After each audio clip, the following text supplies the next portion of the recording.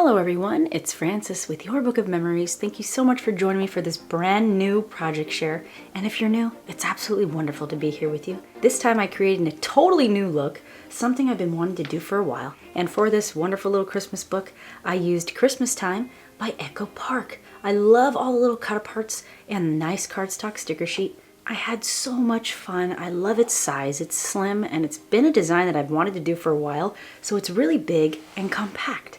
I'll leave a link to the tutorial down in the description for you if you were interested. And right here I stuck a sticker. We have a beautiful spot for a nice 8x10 picture, and you would just slide it right inside there.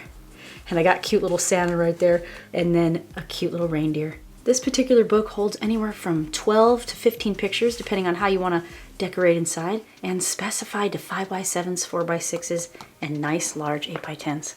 I just love this beautiful acetate, and all the 4x4s and cut aparts are totally just joining in on the fun on this one. Right here I have a beautiful 5x7 photo spot again. This of course comes out and you can add your pictures in there. You don't necessarily need this mat if you know what you're going to be putting in there. But if you go to a craft event, it's just great to kind of just get them on in there to help the person know where the pictures go. Cute little photo spots here, strips of design paper. Oh my goodness, there's Santa again. And I love the acetate right here again. Total access, 4x6, no cropping. You could just slide it right in. Got some 2x2 spots, and I love Be Joyful. Just, it's bringing out the paper and it's really showing it off. And I only used one paper pack for this.